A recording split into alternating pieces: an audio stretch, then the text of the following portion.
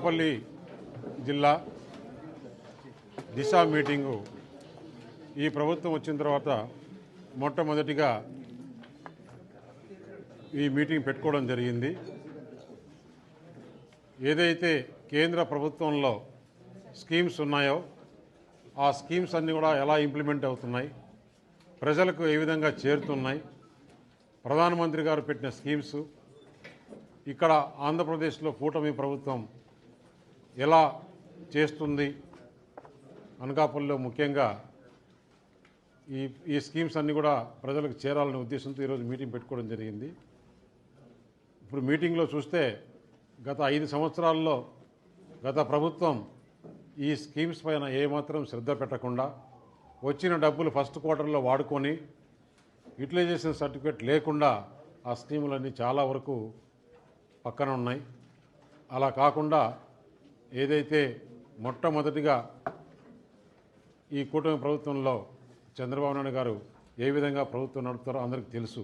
దానిలో భాగంగానే మన ఉప ముఖ్యమంత్రి పవన్ కళ్యాణ్ గారు ఏదైతే ఫస్ట్లోనే గ్రామ సభలు పెట్టి ఈరోజు గ్రామాల్లో అంతా కూడా వర్కులు జరుగుతున్నాయో అలాగా ప్రతి స్కీము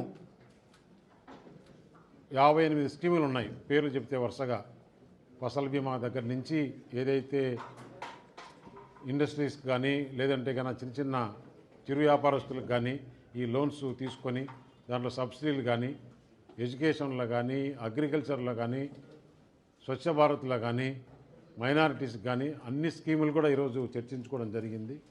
కేంద్ర ప్రభుత్వంలో ఉన్న 58 స్కీములు ఆంధ్రప్రదేశ్లో అనకాపల్లి మొదటగా ఉపయోగించుకోవాలా, ఎక్కువ మంది బెనిఫిట్స్ తీసుకోవాలా, ప్రతి ఒక్క స్కీము ప్రతి ఒక్కరికి కూడా ఈ ఫలితాలు అందాలనే ఉద్దేశంతో ఈరోజు మీటింగ్ పెట్టుకోవడం జరిగింది. అందరూ ఆఫీసర్లు కూడా టార్గెట్స్ ఫిక్స్ చేయడం జరిగింది.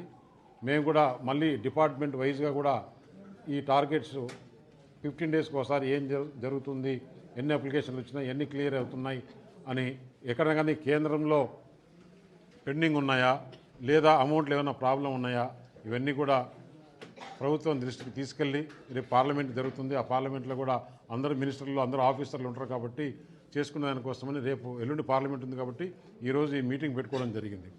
అలాగే ఈరోజు చూసాం మహారాష్ట్రలో ఎలక్షన్ రిజల్ట్స్ కూడా ఏ విధంగా వచ్చాయి. బ్రహ్మాండంగా అందరూ ప్రధానమంత్రి చేసే పనికి ఏ విధంగా మహారాష్ట్రలో రిజల్ట్ ఇచ్చారో ప్రజలు మనం చూసాం.